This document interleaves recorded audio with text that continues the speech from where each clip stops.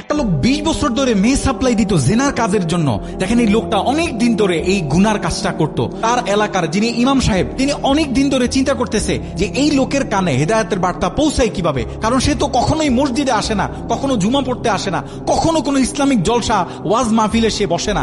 তার কাছে ইসলামের বার্তাটা আমি পৌঁছাই কিভাবে?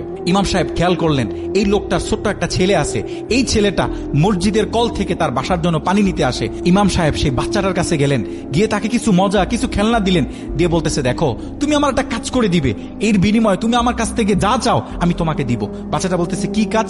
ইমাম সাহেব বলতেছে এই যে একটা ক্যাসেট তোমাকে দিলাম, এই ক্যাসেটটা তুমি তোমার বাসায় গিয়ে প্লে করে দিবে, যেন তোমার বাসার যত মেম্বার্সরা আছে সকলে যেন এটা শুনতে পারে, সকলে যেন এই বিষয়টা বুঝতে পারে। বাচ্চাটা ইমাম সাহেবের কথা অনুযায়ী বাসায় গিয়ে সেই ক্যাসেটটাকে প্লে করে দিল।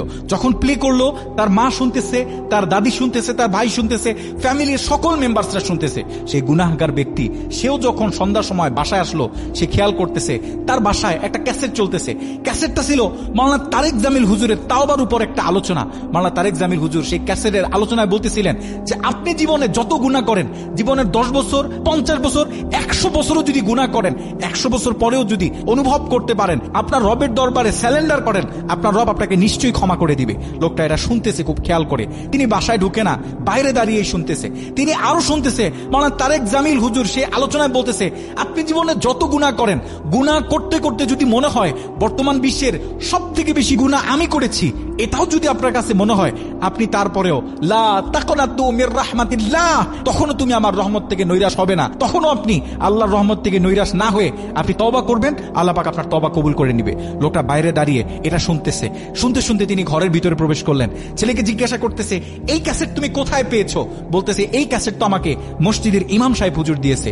লোকটা তার ছেলের হাত ধরে মসজিদে চলে গেল। ওই দিন ছিল রমাদানের প্রথম দিন, সকল মুসল্লিরা তারাবি নামাজে দাঁড়িয়ে নামাজ পড়তেছে। লোকটা মসজিদের ভিতরে প্রবেশ না করে তার ছেলের হাত ধরে তিনি মসজিদের বাইরে দাঁড়িয়ে রইলেন। নামাজ যখন শেষ হয়ে গেল, সকল মুসল্লিরা যখন বের হয়ে চলে গেল, ওই লোকটা তার ছেলের হাত ধরে ইমাম সাহেবের কাছে গেলেন, গিয়ে বলতেছে এই ক্যাসেটটা কি আপনি আমার ছেলেকে দিয়েছেন? ইমাম সাহেব বলতেছে হ্যাঁ আমি দিয়েছি। ওই লোকটা বলতেছে ইমাম সাহেব একটু আমার দিকে খেয়াল করেন, আমি এত খারাপ কাজ করি, আমার এলাকার ভালো কোনো মানুষ আমার সাথে চলাফেরা করে না, আমার সন্তানের সাথে ভালো মানুষের সন্তানরা মিশে না, আমি এত খারাপ কাজ করি। আচ্ছা আমিও যদি তওবা করি, আমার রব আমার তওবাটা কি কবুল করবে? তখন ইমাম সাহেব বলতেছে আপনি যদি এখন তওবা করেন, আপনার রব আপনার তওবা এখনই কবুল করবে, যদি আপনি খালেস তওবা করেন।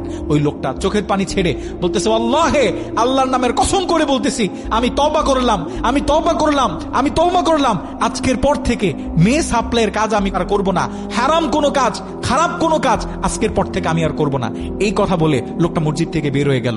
দ্বিতীয় দিন তারাবিতে সকলে যখন নামাজ পড়তে আসলেন, ইমাম সাহেব খেয়াল করতেছে সবার পিছনে ওই লোকটা এসে মসজিদে দাঁড়িয়ে রয়েছে। সকলে নামাজ পড়ে যখন চলে গেছে, লোকটা হাত তুলে বলতেছে আল্লাহ তুমি আমার তওবা কবুল করো, যদি আমার তওবা কবুল হয়ে থাকে তুমি আমাকে দুনিয়া থেকে উঠায় নাও। তৃতীয় দিন নামাজ পড়তে আসলেন, একই দোয়া করতেছে আল্লাহ যদি আমার তওবা কবুল হয় আমাকে উঠায় নাও। পঞ্চম দিন আসলেন, ষষ্ঠ দিন আসলেন, এরকম করতে করতে 29 দিনের দিন যখন তিনি নামাজে সেজদা দিলেন, সেজদারত অবস্থায় ওযু সহ পাক পবিত্র অবস্থায় পৃথিবীর শ্রেষ্ঠতম জায়গা মসজিদে বসে তার মৃত্যু হয়ে গেল। লোকটা ওযু অবস্থায় নামাজে সেজদারত অবস্থায় মৃত্যুবরণ করলেন। একটু খেয়াল করে দেখেন, এত জঘন্য কাজ এত বছর বসে করার পরেও তার তওবা আল্লাহ পাক কবুল করেছে। আপনি আর আমি কত গুনাহ করেছি, কেন আমরা আমার রবের কাছে তওবা করি না? কেন তার কাছে আসি না? আমাদের সকলকে একদিন আমাদের রবের কাছে যেতে হবে, তার কাছে গিয়ে দাঁড়াইতে হবে, কেন আমরা তার কাছে তওবা করি না? আমাদের সকলের উচিত তওবা করা। যারা এই আলোচনাটা শুনতেছেন আপনাদের সকলের কাছে হাত জোর করে অনুরোধ করব, আজকেই তওবা করেন, জীবনের গুনাহের কাজগুলো ছেড়ে দেন। আল্লাহ পাক আমাদের সকলকে তওবা করার মতো তৌফিক দান করুক, আমিন।